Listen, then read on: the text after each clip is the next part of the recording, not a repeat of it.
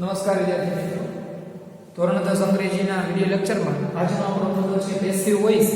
એની અંદર છે simple future tense એટલે કે સાદા ભવિષ્ય કાળની અંદર આજે આપણે ડબલ એચ પ્રકારની વાક્ય રચના અને વુ વાળી વાક્ય રચના વિશેનો અભ્યાસ કરવાના છીએ.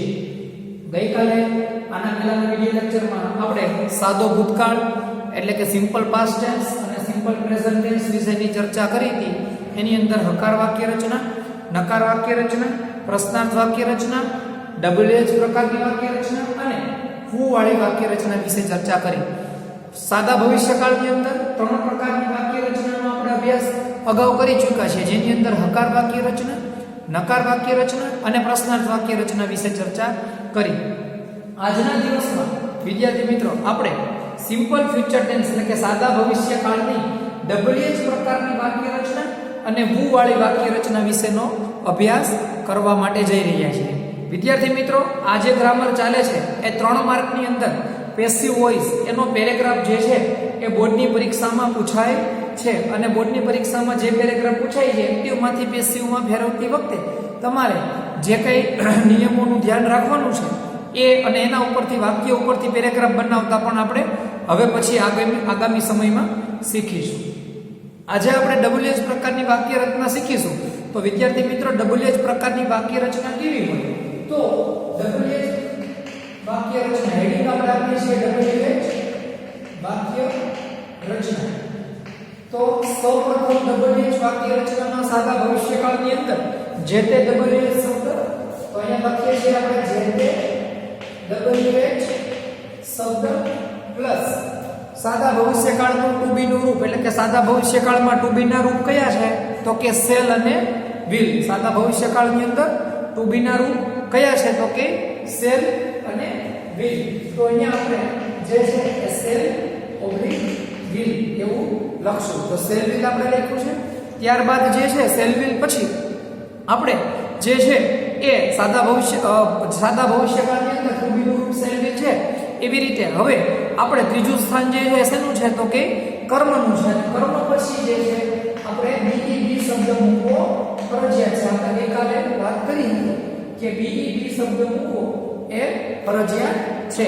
તો કર્મ પ્લસ બી શબ્દ આપણે મૂકવો પડે છે. બી શબ્દ પછી ક્રિયાપદનું V3 ક્રિયાપદનું ભૂતકૃતનું રૂપ, ક્રિયાપદનું ભૂતકૃતનું રૂપ, ક્રિયાપદનું ભૂતકૃતનું રૂપ એટલે કે બી પછી ક્રિયાપદનું ભૂતકૃતનું રૂપ અને બાય વત્તા કર્મ વિભક્તિ, બાય પ્લસ કર્મ વિભક્તિ અને અન્ય શબ્દો. તો વિદ્યાર્થી મિત્રો, તમે સૌ જાણો છો કે જે તે ડબલ એચ શબ્દ, ત્યારબાદ સેલ વિલ, ત્યારબાદ કર્મ, ત્યારબાદ બી, ત્યારબાદ ક્રિયાપદનું ભૂતકૃતનું રૂપ, ત્યારબાદ બાય કર્મ વિભક્તિ, અન્ય શબ્દો અને અંતમાં છે ક્વેશ્ચન.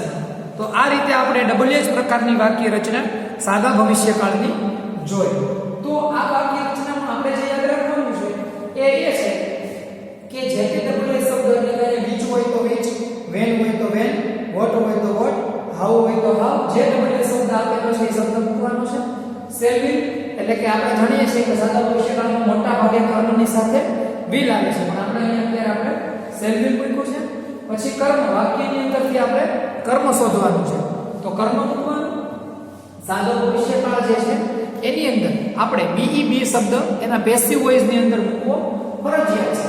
તો અહીંયા આપણે પેસિવ વોઇસ ની અંદર બી શબ્દ પણ મૂકીએ છીએ અને ત્યારબાદ જે છે ક્રિયાપદનું ભૂતકૃતનું રૂપ એટલે કે ક્રિયાપદનું V3 નું રૂપ મૂકવું ફરજિયાત છે. પછી છે બી બાય મૂકવું પણ ફરજિયાત છે. પછી કર્મ વિભક્તિ એટલે કે આઈ નું બી કરીએ છીએ, વી નું અસ કરીએ છીએ, હી નું હિમ, સી નું હર, ધે નું ધેમ, યુ નું યુ, ઈટ નું ઈટ અને અન્ય શબ્દો. અંતમાં છે પ્રશ્નાર્થ ચિહ્ન એટલે ક્વેશ્ચન, કારણ કે વાક્ય આપણે પ્રશ્નાર્થ બનાવવા જઈ રહ્યા છીએ. હવે જોઈએ એના ઉદાહરણ એટલે કે એક્ઝામ્પલ. તો એક્ઝામ્પલ ની અંદર ઉદાહરણ નંબર 1 પહેલા આપણે એક્ટિવ વાક્ય લખશું અને પછી એનું પેસિવ બનાવશું. તો પહેલું વાક્ય છે when will he finish it? when will finish when will he finish it? When will he finish it? When will he finish it? આવું એક વાક્ય છે અને એના ઉપરથી આપણે વાક્ય બનાવવાના છે. તો આ પહેલું વાક્ય જે છે when will he finish it? તો અહીંયા સૌથી પહેલા એના આન્સર એટલે કે પેસિવ વોઇસ ની અંદર આપણે JTWS શબ્દ મૂકવો પડે છે. JTWS શબ્દ મૂકવો પડે છે. અહીંયા પેલો શબ્દ કયો છે તો કે when. તો અહીંયા when જો અહીંયા how હોય તો how મૂકશું. અહીંયા જો what હોય તો what, which હોય તો which, where હોય તો where. બરોબર? તો અહીંયા when છે તો when મૂકશું. ત્યારબાદ to be નું રૂપ એટલે કે shall will માંથી જે કાઈ લાગુ પડતું હોય તે. અહીંયા will લાગુ પડશે તો આપણે will મૂકવું છે. હવે વિદ્યાર્થી મિત્રો તમે જાણો છો કે ત્રીજું સ્થાન છે કર્મનું. તો અહીંયા કોણ છે કર્મ? તો આપણે જોઈએ તો અહીંયા to be નું રૂપ, કર્તા, ક્રિયાપદનું મૂળ રૂપ, કર્મ અને પ્રશ્નાર્થ ચિહ્ન. તો અહીંયા કર્મ કયું છે તો કે it. તો આપણે it મૂક્યું. એ આપણે અહીંયા વાક્યમાં કર્મ છે. ત્યારબાદ તમે જાણો છો કે કર્મ પછી શું મૂકવાનું છે તો કે BEB. શું મૂકવાનું છે? BEB. તો BEB મૂક્યું. ત્યારબાદ છે ક્રિયાપદનું ભૂત કૃદંતનું રૂપ એટલે કે ફિનિશ છે એનું ત્રીજું રૂપ ફિનિશ્ડ. ફિનિશ છે એનું ત્રીજું રૂપ ફિનિશ્ડ આપણે મૂકીએ છીએ. તો ફિનિશ્ડ આપણે એનું ત્રીજું રૂપ મૂકશું ફિનિશ્ડ. ત્યારબાદ જે છે એ બાય બાય શબ્દ આપણે મૂકશું ફિનિશ્ડ પછી બાય પછી કર્મ વિભક્તિ એટલે કે હિની કર્મ વિભક્તિ. હિની કર્મ વિભક્તિ શું થાય તો કે હિમ થાય. અન્ય શબ્દો આ વાક્યમાં છે ને સીધું પ્રશ્નાર્થ છે. અન્ય શબ્દ નથી એટલે પ્રશ્નાર્થ છે. તો વિદ્યાર્થી મિત્રો પ્રશ્નાર્થ વાક્ય જે છે એ when will it be finished by him એવું પેસિવ બનેલું છે. એક્ટિવ વાક્ય કેવું હતું તો કે when will he finish it અને પેસિવ કેવું બન્યું તો કે when will it be finished by him. અંતમાં છે ક્વેશ્ચન. ઉદાહરણ નંબર 2. ઉદાહરણ બીજું જોઈએ. એની અંદર જે છે એ what will you do in this case? તો what will પછી એની પછી છે you do in this case. What will you do in this case? અંતમાં છે ક્વેશ્ચન. તો બીજું વાક્ય જે છે એ આ રીતે બને છે. તો વિદ્યાર્થી મિત્રો બીજું વાક્ય છે what will you do in this case. અહીંયા what થી વાક્ય છે તો એનું પેસિવ ની અંદર JTWS શબ્દ what આવશે. તમે જાણો છો આપણે એક વાત કરી ને કે when હોય તો when મૂકવું, what હોય તો what મૂકવું, how હોય તો how મૂકવું, where હોય તો where મૂકવું. તો અહીંયા વિદ્યાર્થી મિત્રો બીજું વાક્ય છે what will you do in this case. તો વાક્યની અંદર what નું what અને to be ના રૂપ તરીકે આપણે will મૂકી છે. તો what will હવે જે છે એ આપણે કર્મ મૂકવાનું છે. તો પણ what થી જ્યારે પ્રશ્ન પૂછવામાં આવ્યો હોય ત્યારે વાક્યની અંદર કર્મ હાજર હોતું નથી. ખાસ સમજવાનું છે વિદ્યાર્થી મિત્રો. બીજા વાક્ય કરતા જુદું કઈ રીતે પડે છે તો કે કર્મ પેસિવ ની અંદર કર્મનું મહત્વ છે. પણ જ્યારે તમે જો આ વાક્ય બીજું છે what will you do in this case એટલે એનો મતલબ એવો થયો કે અહીંયા કર્મ નથી. બરોબર? હંમેશા વિદ્યાર્થી મિત્રો એક વસ્તુ યાદ રાખવાની કે જ્યારે what થી પ્રશ્ન પૂછવામાં આવે ત્યારે કર્મ વાક્યની અંદર હોતું નથી. જો કર્મ આપેલું હોય તો what થી પ્રશ્ન પૂછવો યોગ્ય ગણાય નહીં. એટલા માટે આપણે what થી જ્યારે પ્રશ્ન પૂછો ત્યારે એનો મતલબ એવો છે કે એક્ટિવ વાક્યમાં પણ કર્મ નથી અને પેસિવમાં તો આવવાનો કાંઈ પ્રશ્ન રહેતો જ નથી. તો સીધું કર્મના પછીનું સ્થાન કયું છે તો કે BEB. કર્મના પછીનું સ્થાન કયું છે તો કે BEB સ્થાન છે. તો what will be. હવે વિદ્યાર્થી મિત્રો do નું ત્રીજું રૂપ એટલે કે do, did અને done. do એ મૂળ રૂપ છે ક્રિયાપદનું, did એ ક્રિયાપદનું ભૂતકાળનું રૂપ છે અને done DON done તો done એ ક્રિયાપદનું ભૂત કૃદંતનું રૂપ છે. તો અહીંયા આપણે done મૂકશું. તો વિદ્યાર્થી મિત્રો તમને ક્રિયાપદના ભૂત કૃદંતના રૂપ આવડવા ફરજિયાત છે. તો what will be done. હવે તમે જુઓ બાય શબ્દ મૂકવાનો છે. વોટ વિલ બી ડન પછી બાય શબ્દ આપણે મૂકવો ફરજિયાત છે. કર્મ વિભક્તિ કર્તાની કર્મ વિભક્તિ યુની કર્મ વિભક્તિ યુજ રહે છે. યુની કર્મ વિભક્તિ યુજ રહે છે.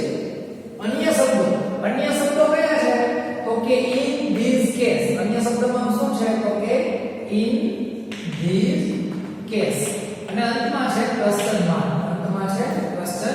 માર્ક. તો વાક્ય એક્ટિવ આવું હતું what will you do in this case. એનું પેસિવ વાક્ય કેવું બન્યું તો કે what will be done by you in this case. કારણ કે વોટ થી પ્રશ્ન પૂછો ત્યારે કર્મની હાજરી હોતી નથી. વિદ્યાર્થી મિત્રો આ સાદા ભવિષ્યકાળના ડબલ્યુએચ પ્રકારના પેસિવ વાક્યની આપણે વાત કરી. હવે સાદા ભવિષ્યકાળના વુ વાળા વાક્ય વિશે વાત કરીએ તો વુ વાળી વાક્ય રચના. વુ વાળી વાક્ય રચનાની અંદર તમે સૌ જાણો છો પહેલો શબ્દ કયો આવશે તો કે બાય whom. પહેલો શબ્દ કયો આવશે તો કે બાય whom. બરોબર, બાય whom શબ્દ પહેલો આવશે. બાય whom પછી વિદ્યાર્થી મિત્રો તમે સૌ જાણો છો ટુ બી નું રૂપ તો કે અહીંયા શેલ વિલ હોય તો શેલ વિલ આપણે મૂકવું પડે. શેલ વિલ હોય તો આપણે શેલ વિલ મૂકવું પડે. ત્યારબાદ આપણે બાય whom પછી શેલ વિલ. હવે આપણે કર્મ મૂકવું પડે અને કર્મની પછી આપણે બીઈબી શબ્દ મૂકવો પડે. તો અહીંયા કર્મ બીઈબી શબ્દ આપણે મૂકવાનો છે. ક્રિયાપદનું ભૂત કૃદંતનું રૂપ એટલે કે ક્રિયાપદનું ભૂત કૃદંત પછી બાય શબ્દ નહીં આવે કારણ કે આગળ એકવાર બાય શબ્દ આવી ગયો છે. અહીંયા પાછળ બાય શબ્દ છે એ બીજી વાર આવશે નહીં કારણ કે હું વાળી વાક્ય રચનામાં હુનો હું થઈ જાય અને બાય શબ્દને આગળ લઈ લેવામાં આવે તો હું કાઢીને બાય હું મૂકવામાં આવે છે. તો ભૂત કૃદંત કર્મ વિભક્તિ. હવે ભૂતથી તમે જ્યારે પ્રશ્ન પૂછો છો ત્યારે ત્યાં કર્મ હાજર હોતો નથી. કર્મ વિભક્તિ ત્યારે ત્યાં હાજર હોતી નથી. તો સીધું અન્ય શબ્દો અને અંતમાં આપણે મૂકીએ છીએ પ્રશ્નાર્થ ચિહ્ન. કારણ કે વાક્ય આપણે કેવું બનાવવાનું છે તો કે વાક્ય આપણે પ્રશ્નાર્થ બનાવવાનું છે. વિદ્યાર્થી મિત્રો એના ઉદાહરણ તો જોઈએ. પહેલું ઉદાહરણ તો વાક્ય રચના પ્રમાણે જ આપણે જે છે એ ઉદાહરણ એક્ટિવ અને પેસિવ જે છે એક્ટિવમાંથી પેસિવ આપણે બનાવતા શીખીશું. જો વાક્ય રચના કેવી છે ડબલ્યુએચ વાળી સાદા ભવિષ્યકાળના પેસિવની તો કે બાય whom શેલ વિલ કર્મ બી ક્રિયાપદનું ભૂત કૃદંત અન્ય શબ્દો અને ક્વેશ્ચન માર્ક એટલે કે પ્રશ્નાર્થ ચિહ્ન. અહીંયા વાક્ય નંબર 1 આપણે ઉદાહરણ પહેલું જોઈએ. who will bring the water bag. who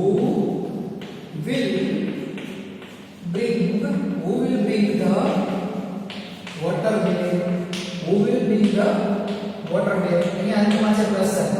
તો વિદ્યાર્થી મિત્રો આપણે વાક્ય જે છે પેસિવમાં બનાવવું હોય આ who વાળું વાક્ય છે. કયું વાક્ય છે? who વાળું will. વાક્યનો કાળ કયો છે? will એટલે સાદો ભવિષ્યકાળ. તો વિદ્યાર્થી મિત્રો who નું આપણે શું કરશું તો કે who નું આપણે by whom કરશું. who નું આપણે શું કરશું તો કે by whom કરશું. by whom પછી વિદ્યાર્થી મિત્રો શેલ વિલ મૂકવાનું. તો આપણે તમને કીધું મોટા ભાગે આપણે શું મૂકીએ છીએ? will મૂકીએ છીએ. મોટા ભાગે આપણે શું મૂકીએ છીએ? will મૂકીએ છીએ. તો by whom will. હવે કર્મ તો the water bag. આપણે water bag જે છે એ કર્મ છે. તો the water bag બરોબર. તો by whom will the water bag.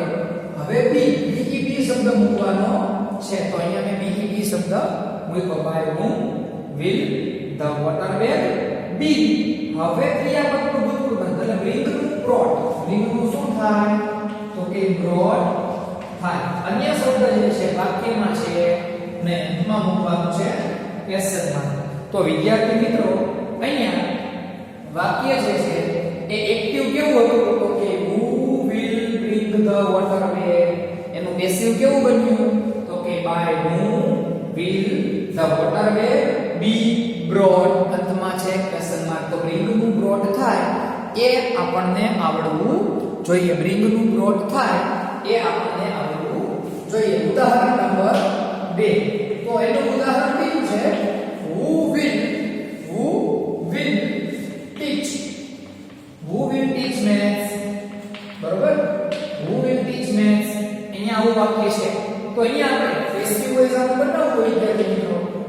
સૌથી પહેલા આપણે શું મૂકવું પડે તો કે બાય હોમ મૂકવું પડે. હવે ટુ બી ના રૂપ તરીકે વિદ્યાર્થી મિત્રો આપણે ટુ બી ના રૂપ તરીકે વિદ્યાર્થી મિત્રો આપણે તમે જાણો છો કે આપણે શું મૂકવું પડે તો કે will મૂકવું પડે. કારણ કે મોટા ભાગે આપણે ભવિષ્યકાળની અંદર will મૂકીએ છીએ. તો બાય whom will. હવે વિદ્યાર્થી મિત્રો જે છે એ આપણે બાય whom will હવે કર્મ મૂકવાનું છે. તો આપણા કર્મ અહીંયા શું છે તો કે મેથ્સ. જો અહીંયા તમને ખબર પડી જાય ક્રિયાપદનું મૂળું અને કર્મ. તો by whom will maths be. હવે ટીચ નું V3 નું રૂપ એટલે કે ટીચ નું ભૂત કૃદંતનું રૂપ. ટીચ નું ભૂત કૃદંતનું રૂપ શું થાય વિદ્યાર્થી મિત્રો તો કે ટીચ ટોટ અને ટોટ. તો T A U G H T અંતમાં મૂકવાનું છે આપણે ક્વેશ્ચન માર્ક. તો અહીંયા આપણે વાક્ય નંબર 2 એનું એક્ટિવ વાક્ય who will teach maths અને એનું પેસિવ આવું કહ્યું છે by whom will maths be taught. by whom will maths be taught. તો અહીંયા વિદ્યાર્થી મિત્રો આપણે સાદા ભવિષ્યકાળ જે છે એમની who વાળી વાક્ય રચના અને એના ઉદાહરણ પણ જોયા. ડબલ વાક્ય રચના એના ઉદાહરણ પણ જોયા. હવે જે બાબત યાદ રાખવાની છે એ છે નોંધ લખવાની છે આપણે કે વાક્યમાં સેલવિલની સાથે એક નોંધ આપણે લખવી છે. વાક્યમાં સેલવિલની સાથે બી અને ભૂત કૃદંત આપ્યું હોય તો વાક્ય પેસિવ વોઇસ નું થાય. નોંધમાં શું લખવું છે આપણે વિદ્યાર્થી મિત્રો નોંધ. તો લખશું વાક્યમાં. નોંધમાં શું લખશું વાક્યમાં કોઈ પણ વાક્યમાં સેલવિલ સાથે બી. વાક્યમાં સેલવિલ સાથે બી અને સેલવિલ સાથે બી અને ક્રિયાપદનું ભૂત કૃદંત રૂપ આપેલ હોય તો વાક્ય પેસિવ વોઇસ નું થાય. આપેલ હોય તો વાક્ય પેસિવ વોઇસ નું થાય. જો વિદ્યાર્થી મિત્રો અહીંયા ખાસ ધ્યાન આપજો. મેં નોંધ લખી છે શું તો કે વાક્યમાં સેલવિલ. જો અહીંયા સેલવિલ સાથે બી એટલે કે બી અને ક્રિયાપદનું ભૂત કૃદંતનું રૂપ એટલે કે ભૂત કૃદંતનું રૂપ જો આ ત્રણેય આપેલ હોય તો વાક્ય પેસિવ વોઇસ નું થાય. ફરીવાર વાક્યમાં સેલવિલ સાથે બી અને ક્રિયાપદનું ભૂત કૃદંતનું રૂપ આપેલ હોય તો વાક્ય પેસિવ વોઇસ નું થાય. આ નોંધ દરેક વિદ્યાર્થીઓએ પોતાની ગ્રામરની બુકની અંદર લખવાનું છે. આમે જેટલું બોર્ડવર્ક કરેલું છે એ બધું લખવાનું છે તમારે ગ્રામરની બુકની અંદર.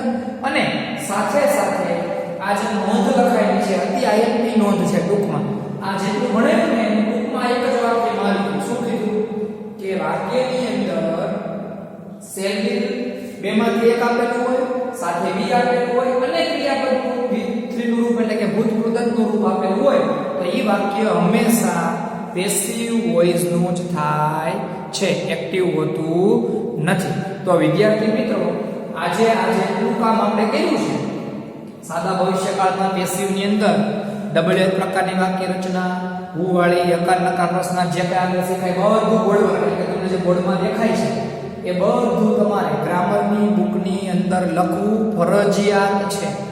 બરોબર? ફરજિયાત લખવાનું છે. અને જો આમાં કોઈ અક્ષર તમને ન દેખાય તો એ અક્ષર આપણે સ્ટડી મટીરીયલ્સમાં જ્યારે મોકલીએ ત્યારે પણ લગભગ અહીંયા એવું નહીં બને. કારણ કે એક શબ્દ હું 2 વાર બોલું છું. એક શબ્દ કે બી હોય તો બી 2 વાર બોલું છું. તો એક શબ્દ લગભગ તમને ન સમજાય એવો કઈ મુદ્દો રહેતો નથી. તો વિદ્યાર્થી મિત્રો આજનું આપણું જે છે સાદા ભવિષ્યકાળનું પેસિવ વોઇસ નું કામ એટલે કે હકાર નકાર પ્રશ્નાર્થ હું અને ડબલ એચ વાળું પેસિવ નું કામ અહીંયા પૂરું. અને આપણે 3 કાળ પેસિવ માં જોઈ લીધા. સાદો વર્તમાન કાળ, સાદો ભૂતકાળ અને સાદો ભવિષ્યકાળના પેસિવ જોઈએ. આગળના વિડિયો લેક્ચરમાં આપણે જ્યારે ભેગા થશું ત્યારે એક નવા કાળના પેસિવ વોઇસનું પાછું અભ્યાસ આપણે કરવાના છીએ.